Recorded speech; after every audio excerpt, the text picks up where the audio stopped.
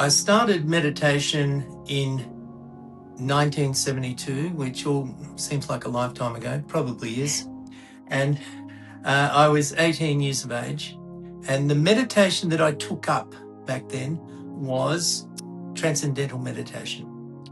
As the years went by, that evolved into what I now call Streamlined Meditation, a meditation form that has virtually no structure to it. It is just the appreciation of awareness. Like, as I was reading and, even when you were talking just now, like, I think the emphasis on surrendering and like letting go of the techniques is very clear in your book. Like, even as I was reading it, and I don't know a lot about transcendental meditation, but like the streamlined meditation, the feeling that you explained, that was like that I understood. Like, I got what you were saying, because I struggle with that. It does seem a little bit out of reach initially, I must confess that.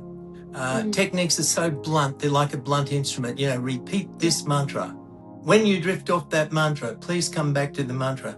It's so clear cut and so regimented. I remember reading this book a few years ago, which said that, like, when you meditate, think of your thoughts as like a road with traffic, and you are just like on the side of the road, and you're like observing what is happening on the road, but you're not trying to stop anything. Something that is important to start the day with that innocence. You don't want to carry over the mind with all its busyness and all its activities and so forth. You want to be able to come back to ground zero. You want to be able to let the mind collapse.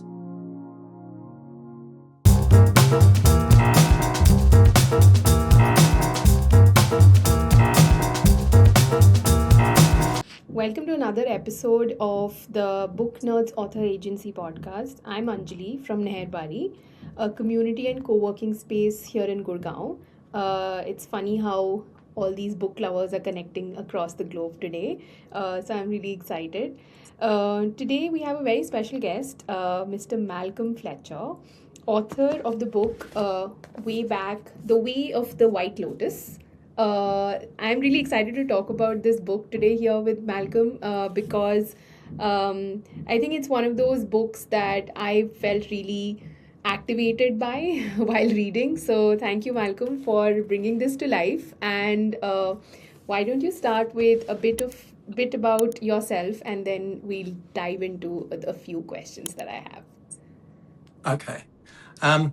Well, I started meditation in 1972, which all seems like a lifetime ago, probably is. And I was 18 years of age. And the meditation that I took up back then was Transcendental Meditation. As the years went by, that evolved into what I now call Streamlined Meditation, a meditation form that has virtually no structure to it. It is just the appreciation of awareness and allowing awareness to expand when we don't, because we're not disturbing it. So that's what the premise of the book is basically this, that although I started with technique of meditation, that was the beginning point. But we don't want to get stuck there. This is something that I found that I really wanted to write about, because techniques have limitations to them, and they bind and bound consciousness and keep it working within a framework. Of course, what meditation should be is the experience of the infinite, of the limitless. And so all the boundaries have to go. All the known has to disappear in those moments. And we come back to that state of no-mindedness, pure silence. Because when we do that, we find that all the boundaries disappear, and we start to sense a certain connection to that which is infinite, to that which is sacred. So it's really interesting to me, Malcolm, that you started meditating at the age of 18 years. Like, how did you stumble upon meditation? What brought you to give it a shot when you were 18. Like 18 is like really young. So Yeah. I'm also Yeah. like, I didn't know that that was the age that you started. So tell us a little bit about how you stumbled onto it. Well, it stumbled onto me, really. I believe it was just one thing in this life that was already predestined. I don't Mm. know whether you believe in that or not, but I I certainly do do. actually. Okay. Yeah, there are certain things, certain experiences that we just have to go through. And when I was 13, with no thought of meditation in my mind, my mother had bought, she buys these weekly, or used to buy these weekly um, editions of magazines, cooking and all that sort of stuff. And in this general one, um, I just happened to flick through it with no interest whatsoever. Those magazines had very little interest for me. And on the second page, there was a picture of this man that immediately captivated me. It just caught my attention. It was like a light went off inside my head. And I didn't know anything about him, but he was Maharishi Mahesh Yogi, who became a very famous guru in India Mhm. and actually in the world. In the world, yeah. Yeah. And as soon as I saw that picture, I just knew I had to connect with that guy. I Mm. just knew that there was something there that I had to experience. And although Mhm. the article was a little bit scant on um, information, I pursued that, and eventually, over the next 6 months or so, I worked out how to connect with the only teacher of Transcendental Meditation in Mhm. Australia at that time. And he was in Australia doing like a world tour to try to educate people about his meditation and train teachers and all that sort of thing. So Wow. that's how I stumbled upon it, or it stumbled upon me, because That's so I wasn't amazing. really looking for anything. I just sort of felt, as soon as I saw that, I knew, wow, this is something for me. Yeah. I get that. Like the first time I drew out my logo for my brand, it was like the most. It was like, what have I been doing all along? Like this is what I'm meant to do. So I totally get that feeling. Um, Yeah. I also wanted to understand like the name of the book, right? The Way of the White Lotus. So this also was like very interesting to me because the nature of lotus, right, is that nothing sticks to it, right? It rises above the murk and the like mud and everything. So and white lotus, they are so rare as well. So I also want to understand, like, how did you title the book as The Way of the White Lotus? Because that really it was something that was it really resonated with me. But I would want to get your thoughts on how you named the book. Um, well, the book is about a coming of age, a coming out into the light in meditation, and Mm. I firmly believe, although techniques and methods of meditation and systems all have some kind of place, they're not the ultimate. You don't want to get stuck there. You want that freedom, that versatility, that liberty to just experience meditation in its pure form. Now, how does that happen? Under the auspices of the crown chakra, the Sahasra, which is always depicted as a beautiful white lotus, a thousand petal lotus, which, really you can't imagine a thousand petals, but it's just a way to say it is so beautiful and so intricate. And the beauty of it is so fascinating that when we see anything beautiful in this world, you think about this: a sunset, a bird on the wing, a beautiful uh, moon rising. What happens in that moment? By the sheer beauty of it, just for a moment, the mind steps back and becomes a little bit still, a little bit silent. It's a moment for the heart, right? It's not about analysis. It's just a moment a poetic moment where you just go, wow. That's all. That's the only word you can really use. So when we step away from techniques of meditation, the only way meditation is going to dawn on you is to come under the sway, the influence of the Sahasra, the crown chakra, that pure white lotus. When we do, meditation then becomes an effortless affair. It's not something we conjure up. It's not something we develop. It's not something we manufacture in some way. It happens automatically, and we get taken deep within on this beautiful ride into that deep silence. The Way of the White Lotus was inspired by that influence that, in my experience, in my sadhana, until you become, until you embrace the beauty of the Sahasra, meditation is a bit of an effort. It's a bit of a journey that you do. Once you make that connection, once you drop all the techniques, all the methods, you abandon all that and simply stop disturbing everything, everything goes to another level. And that's by the auspices of the White Lotus. That's beautiful. Like, as I was reading, and, even when you were talking just now, like, I think the emphasis on surrendering and like letting go of the techniques is very clear in your book. Like, even as I was reading it, and I don't know a lot about transcendental meditation, but like the streamlined meditation, the feeling that you explained, that was like that I understood. Like, I got what you were saying, because I struggle with that. Like, I can't do techniques. Like, I have read a few books on meditation, but I've never been able to do it. And in fact, like in the past week, I've been trying to, like, do the streamlined meditation that you've explained in your book.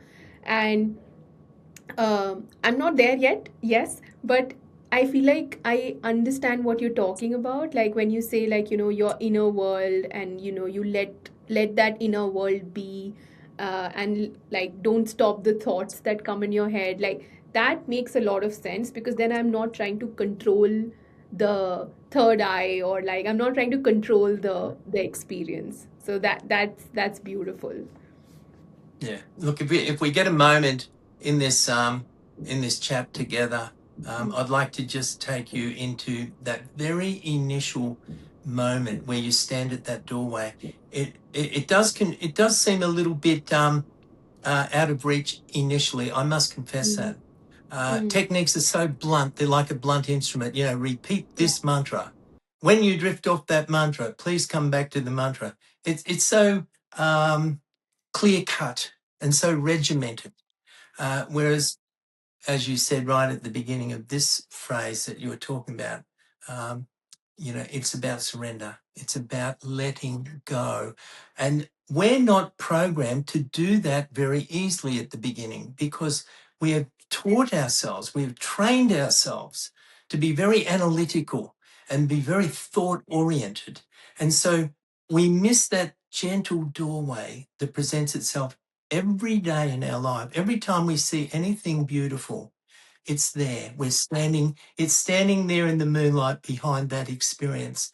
But what happens is we interfere with it, because we jump over that and say, oh, wow, that's great. Let's do this. Let's do that. So we never give it a chance to resonate and flower in our lives. When you first start to experience streamlined meditation, as I've outlined in the book, there'll constantly be this referring back to the known, what you Mm. already know, what you've already experienced, and that will trip you up. But with a little bit of perseverance, you'll Yeah. suddenly find that, oh, things have got strangely very quiet. Yeah. There's a profound stillness. There's a Yes. deep silence that I've fallen into. Yeah. Um, so you need a little bit of perseverance at the beginning. Not much, and Yeah. certainly not effort, but just Yeah. it's really a letting go of what you think Yes. and just experience what's there now. Yeah. Because, like, I think, like, the way that we grow up, no matter where we are in the world, we are always taught to, like, follow a path. Like, study this, get a job. Like, there are these like things that are defined for us. And it's so hard to let go of that and like step into something where, you know, you almost have this, I think, like a fear, right? Like, I don't know what I'm going to discover.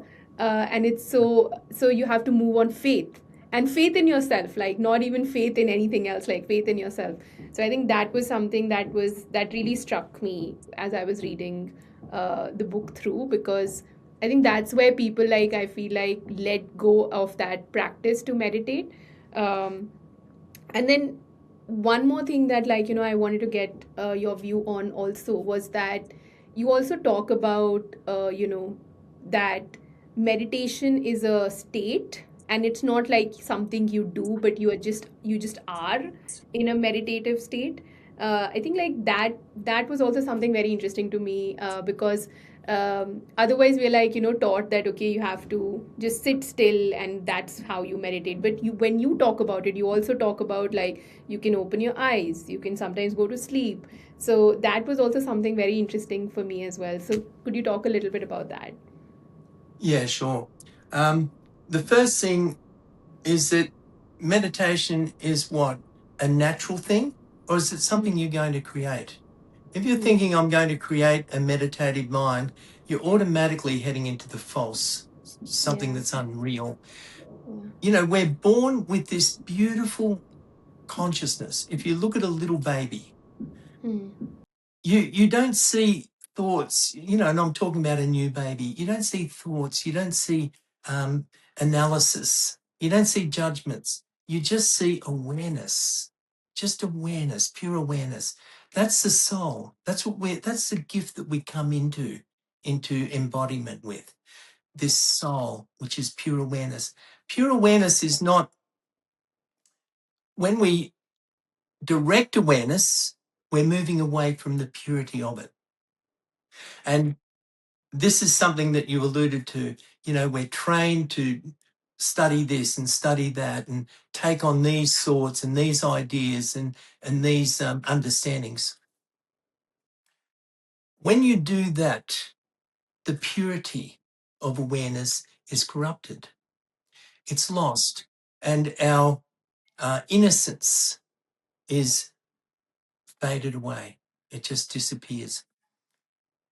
So, what meditation is really about, what I'm talking about, is how do we step back into being innocent again? Just allowing the mind to quieten down and take us into that profound depth, that vast depth of awareness. And that is really a letting go. It is a regain, a rebirth of your innocence. With a technique, you don't have to worry about any of that. A technique is just hammering away on the breath or a mantra or chanting or whatever it is. And I'm not canning that, but I'm saying that is not the end result. Yeah. You can experiment with that. It might open a few doors for you, but Mm. ultimately don't get stuck there. It's Yeah. just going to hold you. It's going to grip you and Yeah. not show you what the infinite is in this Yeah. life. Yeah.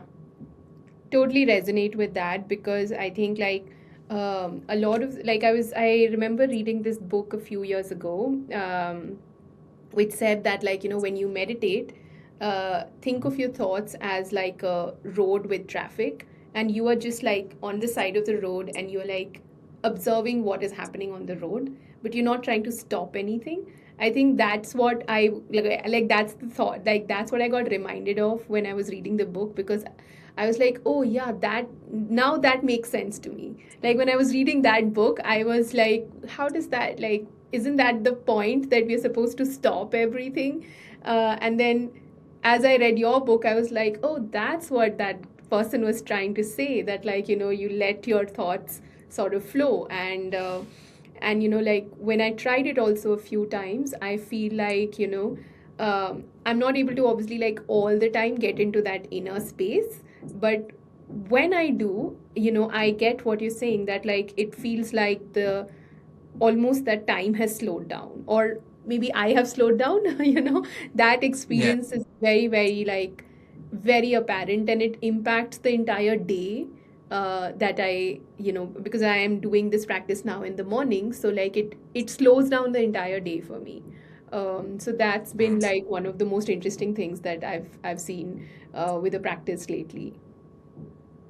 Yeah, and that's something that is important, to start the day with that innocence. You Mm-hmm. don't want to carry over the mind with all its busyness and all its activities and so forth. Mm-hmm. You want to be able to come back to ground zero.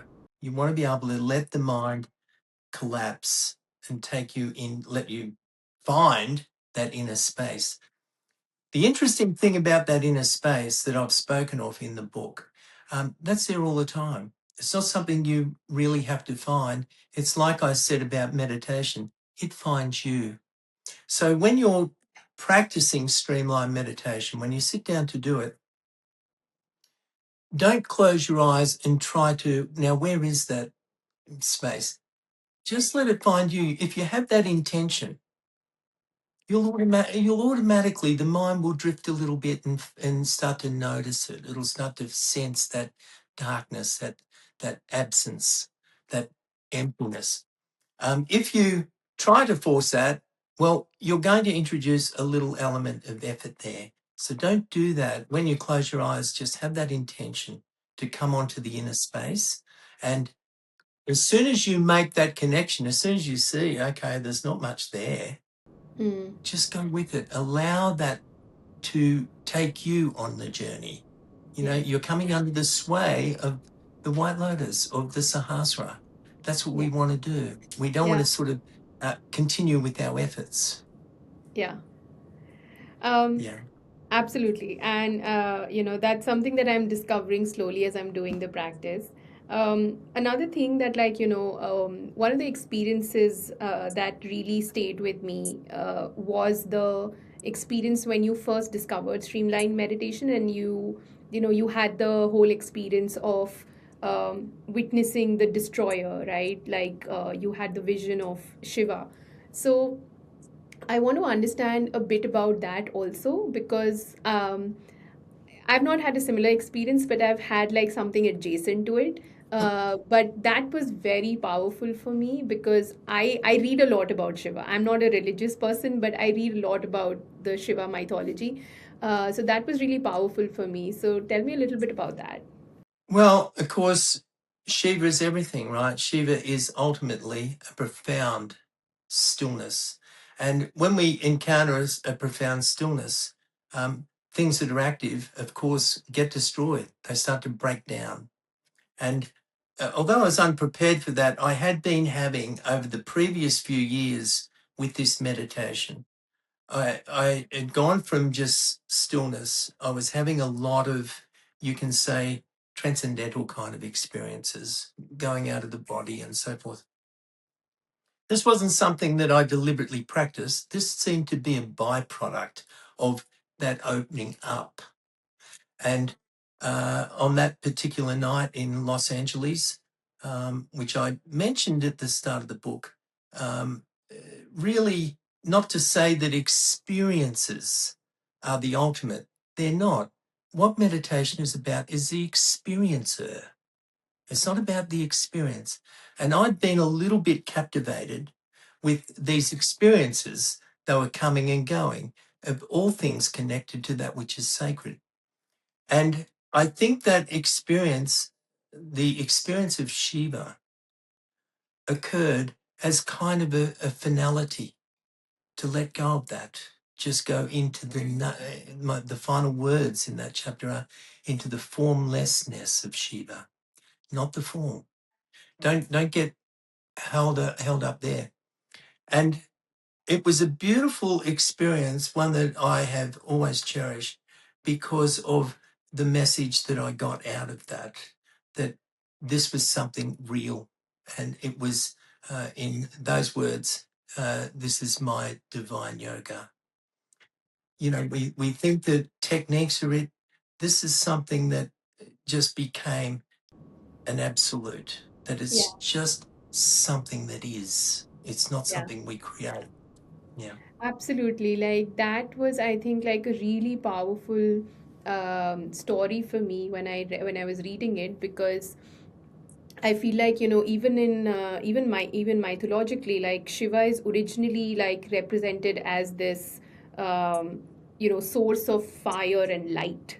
He's formless, and like you said, that like that experience of like coming to like being one with the formlessness. I think that was so powerful for me, because I feel like, even as I'm saying this, I'm getting goosebumps. So, because I feel like, we've had, I think, like, I don't know about everyone else, but I've had a few of those experiences of my own where, they're not as vivid and as powerful as what you write about, but I've had a few adjacent ones, and they are like etched into my mind. Like, they are every time somebody asks me of my experiences, with like, I read a lot about chakra system, I do a lot of like, different modalities I keep trying. And that's what I feel like I'm trying to get to, like, that like formlessness and being able to experience that. So that was, I think, one of the most powerful experiences that I read about, and it made so much sense to me. It was like really, really powerful. So thank you for sharing that experience in your book. Yeah. Yeah, and I didn't really share it so much to glorify the experience, but to show in my journey, I really did think experiences were hitting the jackpot. I thought, this is wow, this is really something. But as time went by, I became less fascinated with the experiences because they kept coming. And I think that experience was ultimately, like I say, it was an execution of those experiences. It was to put them to one side, because after that experience, the next few days in Los Angeles, I felt that Shiva's presence was everywhere. But gradually, I started to see that form melt into the background, into everything.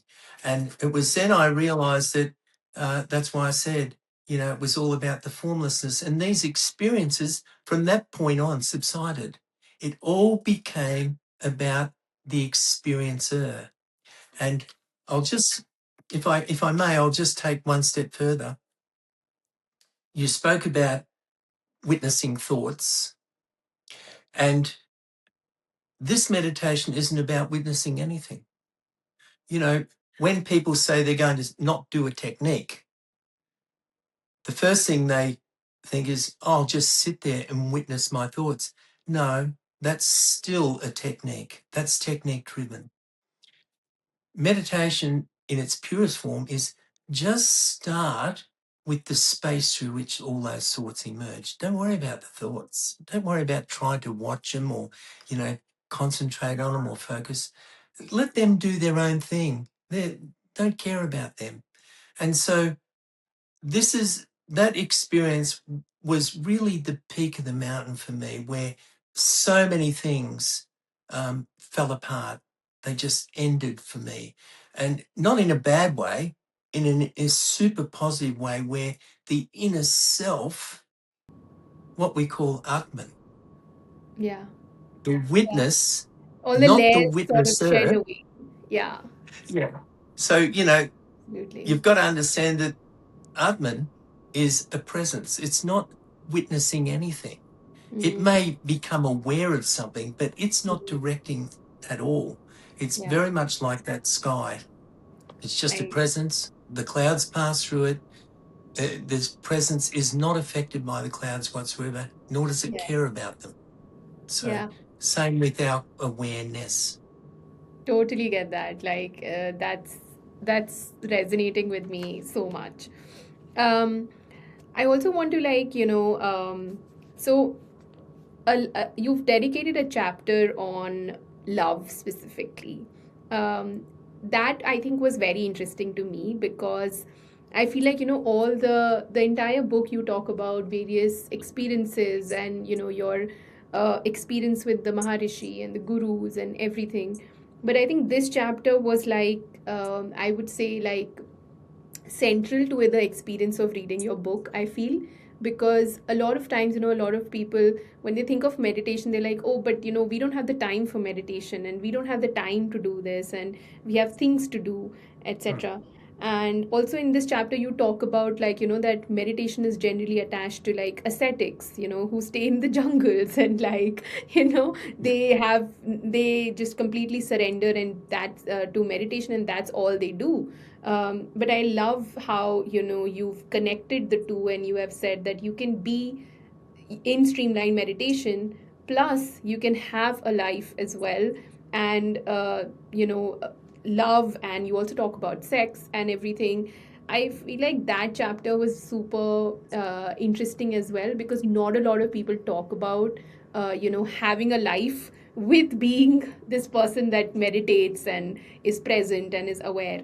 So why did you feel, I would want to understand, like, why did you feel that was so important for you to cover?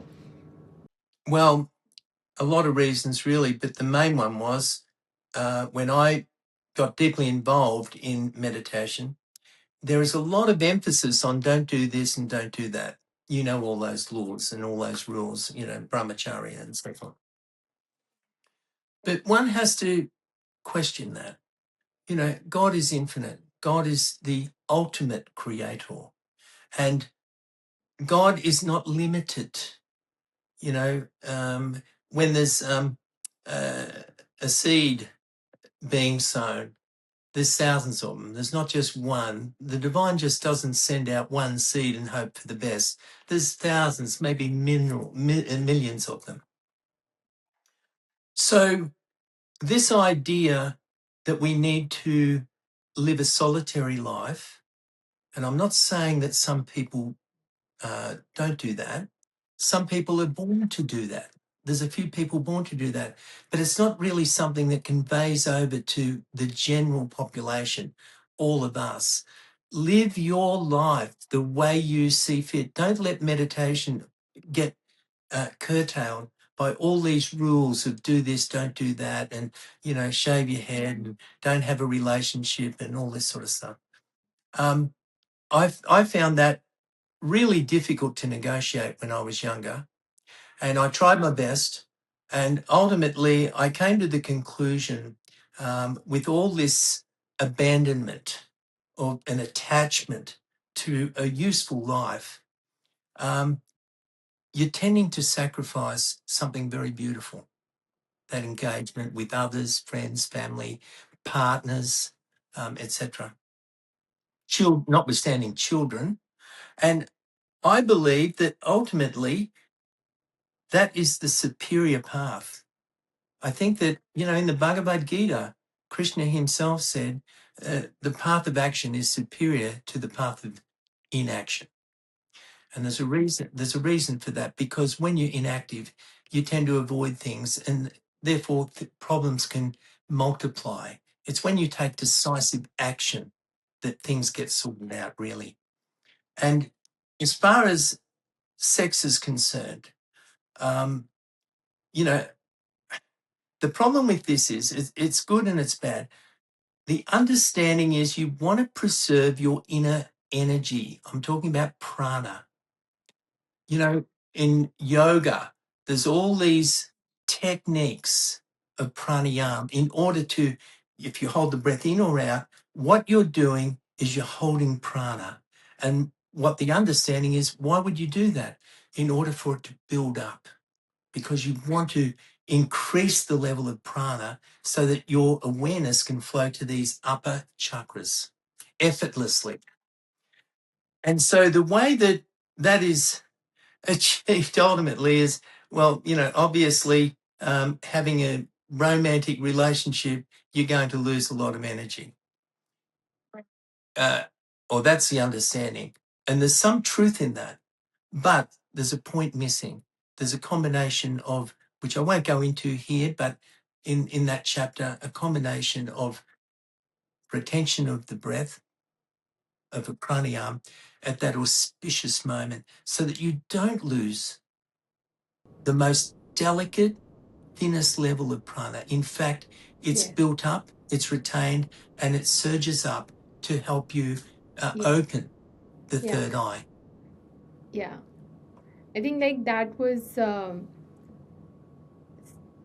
like so powerful for me because like it like suddenly I think it how do I explain like I think it like brought the whole book to a point for me where I was like, oh, this is like for everybody. This is not just for Yes. somebody who wants to like leave life behind. And so that chapter, I think like it made it really relatable to me, that like this is something that can be part of my daily life. Like it's not I don't have to give up anything. I don't have to give up No. my family, my life, my hobbies, etc. to like, in fact, like the more I do streamline meditation, the more I feel like it adds to the experience of my life. So Mm. that chapter I think was like is super super important. I feel because it just Yeah. suddenly like distills everything and makes it relatable. Yeah. And, it's not like I speak without experience. I've tried to close all those doors and gone along that path and just, to be honest, made myself feel depleted and miserable. Mm, Life is for living, it's for engaging and having fun and really yeah, expanding your heart and your happiness within it. yeah, And, achieve your objectives, achieve your goals, do what you want to do. yeah, Don't live in a corner. Don't paint yourself into a corner. Don't live by someone else's rule book, yeah. because they're all just as confused, if not more confused, than Yes, probably you are. I I So, totally get that. so live your life. You've got the message. And look, that is the best way to go. I've travelled on both sides of the road, and I abandoned the other side because I just saw it as depleting, and limiting. And Yeah, you have to have a roof over your head. You have to have an income. yes, You yeah, and as human beings, I think we're all designed to pair off with someone somewhere, and yes, so none of that is wrong or inferior or secondary in the absolutely. spiritual life. Yeah, If it is, who would want it? I mean, yes. Yeah, let's be honest. absolutely. I totally agree with that. Well, I mean, it was a pleasure reading your book, Malcolm, and I hope that like more people get to know about this book. Because honestly, like it was. I read it like pretty much in one sitting. I Oh, just got to reading and I was like, oh my God, like, I have to finish this because this is like, and I was going through one of those weeks of my life where my brain was at 100 like kilometer speed and like it was just going. But it was a fascinating read, and thank you so much for your time today. I loved our no. conversation, and I am definitely like continuing the practice for sure. And yeah, I'll get back to you as my experiences start to change with this practice. Thank you so much. Yeah.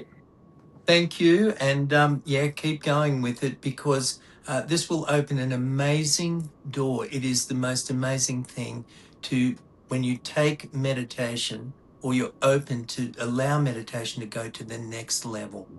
Yeah, So keep going. yeah, Thank you. It was absolutely. a pleasure. Thank you.